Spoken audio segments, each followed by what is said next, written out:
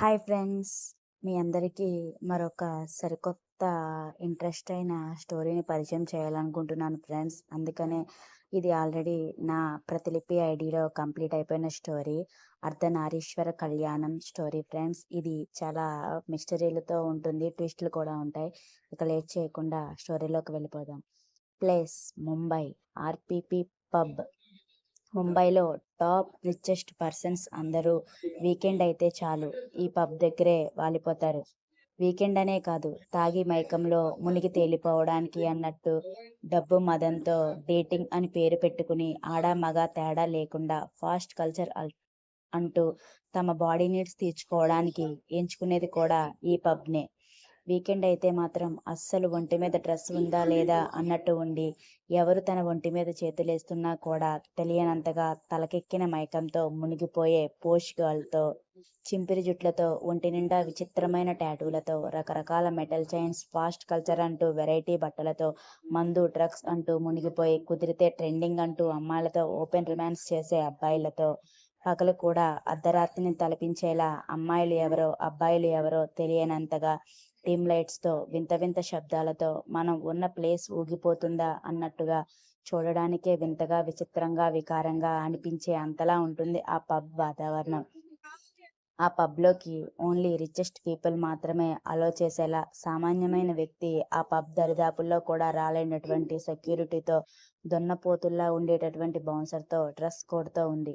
అప్పుడే అక్కడికి 180 స్పీడ్లో రోల్స్ రాయిస్ కారు ఒకటి ఆగి, అందులో నుండి 6 అడుగుల పొడవతో, ముట్టుకుంటే మాసిపోయే రంగుతో, చూపు చూస్తే చిరత చూపులా అనిపించే కళ్ళతో, మొత్తానికి ఆ వ్యక్తిని చూస్తే ఎటువంటి వారైనా వెనుకడుగు వేసే అటువంటి పొగరు బలుపుతో, కంటి చూపుతోటే మనిషిని ఆపేసే అంత సీరియస్నెస్తో ఒక కాలు బయటపెట్టి యాటిట్యూడ్గా దిగుతాడు ఆ వ్యక్తి.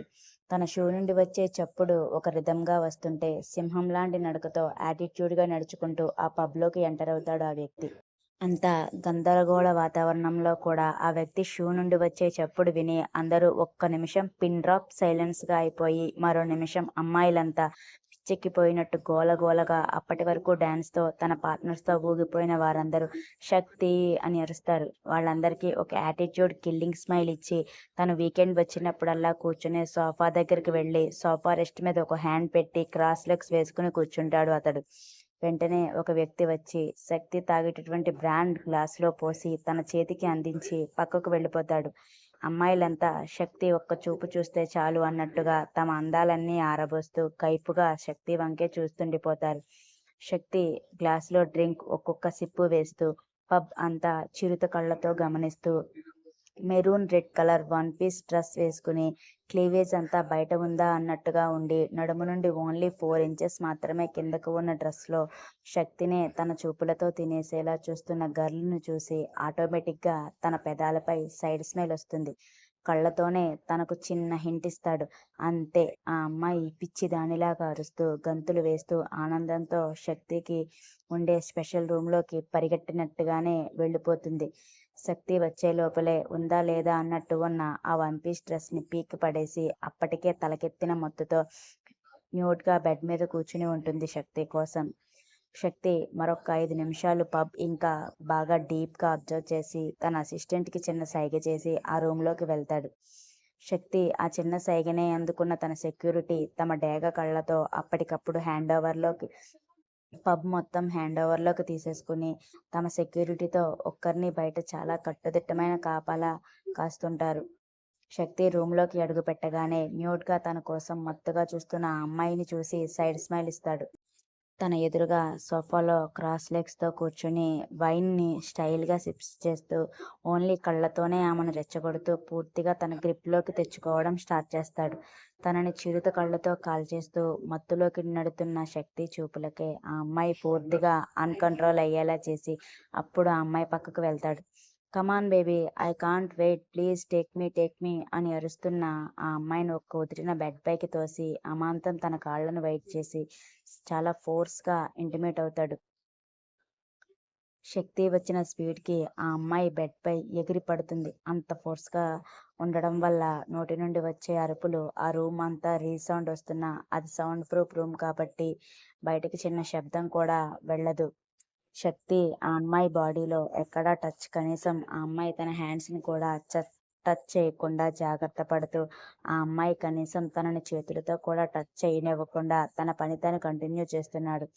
ఆ అమ్మాయి మైకంలో మత్తులో శక్తిని కిస్ చేయడానికి ట్రై చేసి తట్టుకోలేని తాపంతో శక్తి చెస్ట్‌పై చెయ్యి వేయడానికి ట్రై చేయబోయి శక్తి చూపుకు జడిసి ఆ ప్రయత్నం వెనక్కి తీసుకుంటుంది.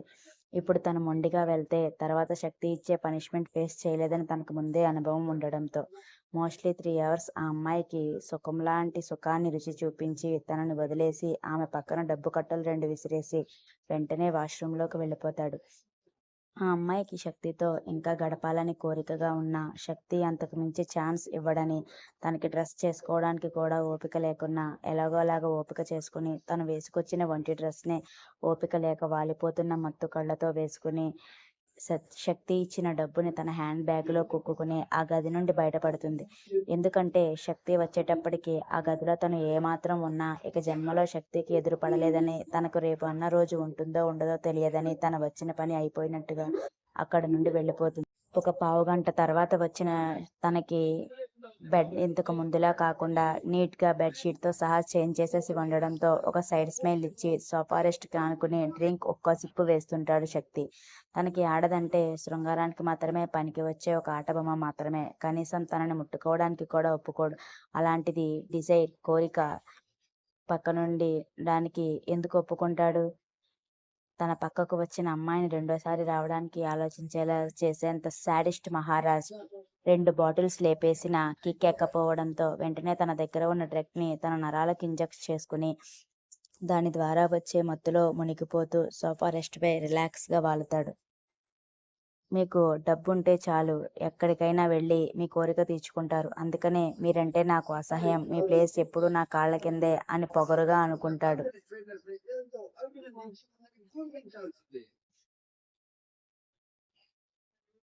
ముంబైలోని ఫేమస్ హాస్పిటల్ డెలివరీ వార్డులో ఒక 24 ఏళ్ల యువతి పురిటి నొప్పులతో బాధపడుతూ ఆమె అరుపులతో హాస్పిటల్ కారిడార్ మొత్తం దద్దరిల్లిపోతుంటే, calm down sister, calm down, breath గట్టిగా తీసుకుంటూ మెల్లిగా ప్రెజర్ ఇచ్చి పుష్ చేస్తే బేబీ తొందరగా బయటకు వచ్చేస్తుంది అని ఆమెకు ధైర్యం చెప్తూనే తన పని తను చేస్తుంది జూనియర్ గైనకాలజిస్ట్.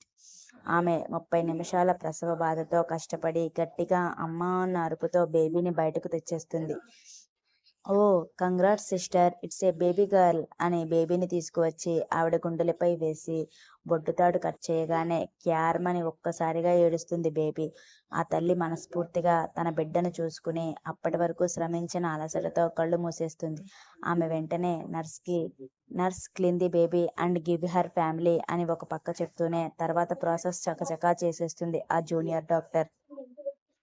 నర్స్ తన డాక్టర్ అప్పజెప్పిన పని చేయడానికి వెళ్తే, ఈ ప్రాసెస్ అంతా కంప్లీట్ చేసి రూమ్‌కి షిఫ్ట్ చేయండి అని ఇంకొక నర్స్‌కి చెప్పి గ్లౌజెస్ తీసుకుంటూ బయటకు వస్తుంది ఆమె.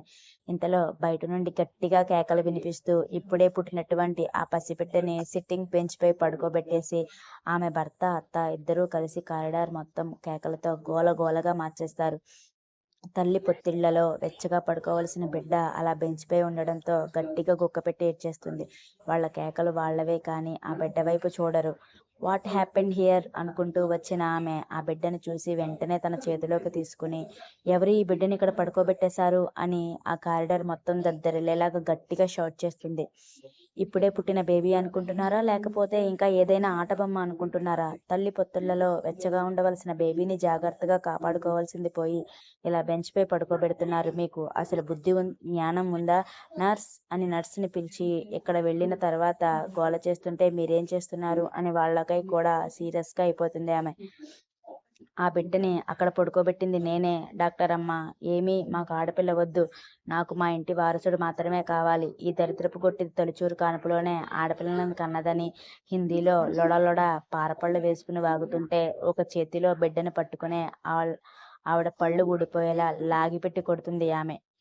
డాక్టరమ్మ, ఏంటి మా అమ్మ మీద చేయి చేసుకుంటున్నారు? ఆడపిల్లను కని దీన్ని అమ్మ తప్పు చేసింది అని బిడ్డని లాగేసుకుని విసిరేయబోతాడు. బిడ్డని గట్టిగా పట్టుకునే ఈసారి వాడు చెంప చెల్లుమనిపించి, ఏంట్రా ఆటలుగా ఉందా? డాక్టర్ స్మూత్‌గా ఉంటుంది అనుకుంటున్నావా? తొక్కి నార తీస్తా ఏమనుకుంటున్నావో? ఆ తల్లి ఈ బిడ్డని ఈ భూమి మీద తీసుకురావడానికి ఎంత కష్టపడిందో నువ్వు చూసావా? ఏదో 10 నిమిషాల సుఖం కోసం నువ్వు కక్కుర్తిపడి చేసిన పనికి వచ్చిన ఫలితాన్ని 9 నెలలు ఎంతో జాగ్రత్తగా తన కడుపులో దాచుకుని చావుకు ఎదురెళ్ళి మరీ ఈ పసిబిడ్డని భూమి మీదకి తీసుకువస్తే అని ఆటలుగా ఉందా? ఆడపిల్ల, మగపిల్లాడు అని చాలా కోపంగా నీకు మగపిల్లాడు పుడతాడని ఇక్కడ ఎవరికి రానిచ్చావా? ఆ తల్లి 9 నెలలు పడ్డ కష్టాన్ని 9 నిమిషాలు కూడా మీరు పడలేరురా అని చాలా కోపంగా అడుగుతుంది. ఆమె కోపానికి తల్లి కొడుకులిద్దరూ ఒక అడుగు వెనక్కి వేసినా నాకు ఈ బిడ్డ వద్దు, మా వంశాన్ని నిలబెట్టే మగపిల్లాడే కావాలని ఇంకా అంటుంటే, ఇది ఫస్ట్ డెలివరీ కదా, ఇంకా సెకండ్ డెలివరీ ఆప్షన్ అనేది ఒకటి ఏడ్చింది. మీకు అర్థమవుతుంది కదా, అయినా ఆడపిల్ల ఏంటి, ఆడపిల్ల ఆడపిల్ల వారసత్వానికి పనికిరాదా? రేపొద్దున నీకు ఏదైనా వస్తే చూసేది కూడా ఆడపిల్లే. నీతో ఈ మాటలు అనవసరం, పోలీస్కి కాల్ చేసి వీడిపై కేసు పెట్టండి, ఈవిడిపై కూడా అని కోపంగా చెప్పి బేబీని తీసుకుని ఒక అడుగు వేసేంతలో పోలీస్ ఇంకా పోలీస్ స్టేషన్ అని భయపడిపోయిన తల్లి కొడుకులు ఇద్దరు, మేడం మేడం క్షమించండి మేడం, ఆడపిల్లనైనా జాగ్రత్తగా చూసుకుంటాను మేడం అని డాక్టర్ కాళ్ళ వెళ్ళబడిపోతారు. ఆడపిల్ల మీ హృదయంలో ఉండే దేవత అవ్వాలి కానీ మీ కాళ్ళ దగ్గర పడి ఉండే చెప్పుల బానిసలా కాదు. నిన్ను కన్నది ఒక ఆడది, పెంచింది ఒక ఆడది, అండ్ నీకు భార్య అయ్యింది కూడా ఒక ఆడది. ఇప్పుడు నీకు పుట్టింది కూడా ఒక ఆడపిల్ల. కన్న తండ్రి వద్దని అంటే రేపొద్దున్న ఆడపిల్లలు బ్రతికేది ఎలా? ఆడపిల్లలు మీ హృదయంలో ఉండాలి కానీ మీకు భారంగా కాదు అని కోపంగా చెప్పి బిడ్డను తీసుకుని వెళ్ళి తన తల్లి పక్కన పడుకోబెట్టేసి వెళ్ళిపోతుంది ఆమె. కోపంగా తన క్యాబిన్‌కి వెళ్ళిపోయి ఆమె తన సీనియర్ ఇచ్చినటువంటి డెలివరీ కేసులన్నిటినీ ఒకసారి చెక్ చేసుకుంటూ కూర్చుంటుంది. హలో మేడం, ఏంటి గరంగరంగా ఉన్నారు అని ఆమె ఫ్రెండ్ వచ్చి ఆమె ఎదురుగుండా కూర్చుని అడుగుతుంది. ఈ మగవాళ్ళు ఏమనుకుని ఆలోచిస్తారే, తమకు ఆడపిల్ల పుట్టిందని వెంటనే దూరంగా విసిరేస్తారు, లేకుంటే స్కానింగ్లోనే తెలుసుకుని చంపేస్తున్నారు. అసలు ఏంటే వాళ్ళ ఉద్దేశం? అలానే అందరూ అలానే ఆలోచిస్తున్నారు అనడం లేదు. 100కి 20% ఇలాంటి వాళ్ళు ఉంటే మిగిలిన 80% మన ఆడవాళ్ళని అర్థం చేసుకుంటున్నారు. కాదు అనడం లేదు కానీ ఆ 20% మందిలో కూడా మార్పు అనేది ఎప్పటికి వస్తుందో తెలియడం లేదు. ఇప్పుడు బిడ్డని కని బయటకు వదిలేసి వాళ్ళ మానాన వాళ్ళు వెళ్ళిపోతే ఆ బిడ్డ తల్లి తండ్రి లేకుండా ఎంత బాధపడుతుందో. ఆ బిడ్డని ఎవరైనా చేరతీస్తారా? ఆ బిడ్డ పరిస్థితి కూడా అనాథ శరణాలయం దిక్కే అవుతుంది. ఇలాంటి వాళ్ళు ఎప్పుడు మారతారే బాబు అని కోపంగా అంటుంది. అసలు ఈ లోకం ఎలా ఆలోచిస్తుందో నాకు అర్థం కావట్లేదు. ఆడపిల్ల పుట్టిందని పెద్ద రచ్చరంబోలా చేస్తుంది ఆ పిల్ల అత్త. మొగుడు కూడా అలానే మాట్లాడుతున్నారు. ఏ ఆడపిల్ల అయితే పెంచరా? వాళ్ళ ఓల్డేజ్ హోమ్‌లో ఆ పిల్ల వాళ్ళని చూడదా? వీళ్ళు నేరో థింకింగ్ ఎప్పుడు మారుతుందే అని చీదరింపుగా అంటుంది. వీళ్ళు ఇంకా నయమే తల్లి, అమ్మాయి పుట్టిందని గోల చేస్తున్నారు. ఇప్పటికీ ఈ రోజుల్లో ఆడదంటే పడక సుఖం మాత్రమే ఇచ్చే ఆట వస్తువులా చూసేవాళ్ళు కూడా ఉన్నారు తెలుసా నీకు అని ఆమె ఫ్రెండ్ అయినటువంటి మహాలక్ష్మి అంటుంది. ఛీ! అలాంటి వాళ్ళని ఎదురుగుండా కనబడితే షూట్ చేసి పడేయాలే. పాపం లోకానికి పట్టిన దరిద్రం వదిలిపోతుంది. మా ఊరిలో ఆడపిల్లని గుడిలో ఉండే అమ్మవారితో సమానంగా చూస్తారు. ఇదేంట్రా అని ఇక్కడికి వచ్చి చూస్తే ఆడదాన్ని చూస్తే చాలు చూపులతో చంపేస్తున్నారు. ఒక్కొక్కసారి జుగుప్స కలిగిస్తుంది ఆ చూపులను చూస్తే. అయినా అటువంటి పనిని ఇష్టంగానో, కష్టంగానో డబ్బుల కోసం ఏదో ఒకలాగా చేయడానికి ఒక ఏరియా అంటూ ఈ ముంబైలో తగలడింది కదా! అలాంటి వాళ్ళందరూ అక్కడికి పోకుండా కనపడిన ప్రతి ఆడదానిని అదే మాదిరిగా చూస్తే ఎలా ఒప్పుకుంటామే మనం అని చాలా సీరియస్‌గా ప్రశ్నిస్తుంది ఆమె. ఏంటి మేడం, ఇద్దరూ చాలా వేడి వేడిగా పొగలు కక్కిస్తున్నారు అని వాళ్ళ సంభాషణ మధ్యలో నుండి వింటూ సడన్‌గా అక్కడ ఊడిపడతాడు డాక్టర్ కళ్యాణ్, జూనియర్ న్యూరాలజిస్ట్. ఏం లేదు కళ్యాణ్, చిన్న ఇష్యూ అంతే అని నువ్వేంటి సడన్‌గా ఇక్కడికి ఇలా వచ్చావు అని అడుగుతుంది ఆమె. ఏం చెప్పమంటావు శివాత్మిక మేడం, ఒక పనిని అనుకుంటే మధ్యలో వదిలేయడం మా చరిత్రలోనే లేదు. కానీ ఇప్పుడు ఆ పనిని కొంచెం వెనక ముందు పట్టించుకోవడం లేట్ అవుతుంది అని ఓరగా పక్కగా ఉన్న మహాని చూస్తూ అంటాడు. అంత ఇంపార్టెంట్ పనిని ఎందుకు నెగ్లెక్ట్ చేస్తున్నావు కళ్యాణ్ మరి అని మహా మొహంలోని ఫీలింగ్స్ చూస్తూనే అంటుంది శివ.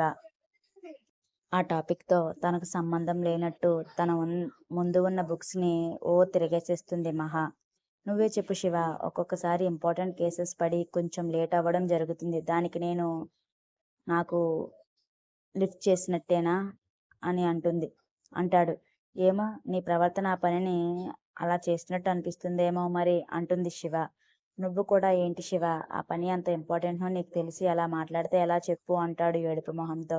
ఇంపార్టెంట్ పనికి నువ్వు అర్థం అయ్యేలా చెప్పాలి. నీ టైం మేనేజ్మెంట్ కోసం నా దగ్గర ఏడిపిస్తే నేనేం చేస్తాను కళ్యాణ్ అంటుంది నవ్వుతూ. వాళ్ళ మాటలకు అప్పటికే ఒళ్ళు మండిపోతుండడంతో ఆపండి, ఇంపార్టెంట్ పని అని ఏంటి, నా సిన్సియర్ లవ్ మీకు ఇంపార్టెంట్ పనిలా కనబడుతుందా అని ఒక్కసారిగా గయ్యమంటుంది కళ్యాణ్పై మహా. హమ్మయ్య, మాట్లాడేశావా? నీతో మాట్లాడించడానికే నా పాటలన్నీ. థ్యాంక్ యూ శివ, హెల్ప్ చేసినందుకు అని మహా వైపు చూసి పళ్ళికిలిస్తాడు. కోపంగా కళ్యాణ్ తలపై ఒకటి కొట్టి, ఏంటి శివ, నువ్వు కూడా ఇలా చేశావు? నేను వెంటపడి ప్రేమించానని, వీడికి నా ప్రేమంటే అలుసు, వీడికి పట్టిన కొవ్వు, నువ్వు కూడా వాడి వైపే వెళ్ళిపోతావు అనుకోలేదు అని ఈసారి శివపై షిఫ్ట్ అవుతుంది మహా కోపం.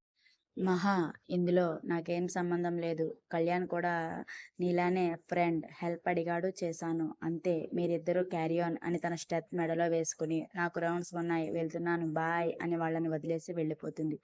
మిత్రదోహి అని పళ్ళు నూరుతుంది మహా. మహా డార్లింగ్, సారీ, నేను ఏమైనా కావాలని నెగ్లెక్ట్ చేయలేదు. ఈ ఇయర్తో మనకి ట్రైనీ పీరియడ్ కంప్లీట్ అయిపోతుంది కదా, మనకి చాలా ఇంపార్టెంట్. దాంట్లో కొంచెం నేను నెగ్లెక్ట్ చేశాను నాకే తెలియకుండా. నా ప్రేమ ఏంటో నీకు తెలియదా అని నిజాయితీగా అడుగుతాడు కళ్యాణ్. నాకదంతా తెలియదు కళ్యాణ్, నువ్వంటే నాకు ఎంత పిచ్చి నీకు తెలుసు. అలాంటివి అన్నీ తెలిసిన నువ్వే నన్ను పట్టించుకోకపోతే నాకు ఎలా ఉంటది చెప్పు అని కళ్ళల్లో నీళ్లు టపటపా కార్చేస్తుంది. సారీ రా, ఇంకెప్పుడు నేను నెగ్లెక్ట్ చేయను. సారీ, ఈసారి క్షమించేసే అని తనకు హత్తుకుని కూల్ చేసి నవ్వించేస్తాడు. హమ్మయ్య, నవ్వేసావా? చలో, మనకి టైం అవుతుంది కదా అని మహా క్లినిక్ వార్డ్ వైపు వచ్చేస్తే కళ్యాణ్ తన వార్డ్ వైపు వెళ్ళిపోతాడు. శక్తి సోఫారెస్ట్ మీదనే డ్రగ్ మత్తులో కాసేపు మునిగిపోయి తూలుతూనే ఆ రూమ్ నుండి బయటకు వచ్చి అక్కడ తన కోసమే వెయిట్ చేస్తున్న వెయిటర్కి తన బిల్ అమౌంట్తో పాటు భారీగా టిప్ ఇచ్చి ఆ వెయిటర్ని హ్యాపీ చేసి తన కార్ని ఒక్కడే డ్రైవ్ చేసుకుంటూ తన ఇంటికి వచ్చేస్తాడు. క్లబ్కి వచ్చిన ప్రతిసారి ఇదే సీన్ రిపీట్ అవ్వడంతో శక్తి వెనకే తన అసిస్టెంట్ వాళ్ళ కార్తో ఫాలో చేస్తూ శక్తి ఇంట్లోకి వెళ్ళగానే తన కార్ను వెనక్కి తిప్పేసుకుంటాడు అతడు. Thank you friends. ఇది ఫస్ట్ ఎపిసోడ్. ఎలా ఉందో మీ మాటల్లో చెప్పండి. దాన్ని బట్టి నేను కంటిన్యూ చేయాలో డ్రాప్ అవ్వాలో అర్థం చేసుకుంటాను. ప్లీజ్, కొంచెం బోల్డ్గా ఉంది, అర్థం చేసుకో.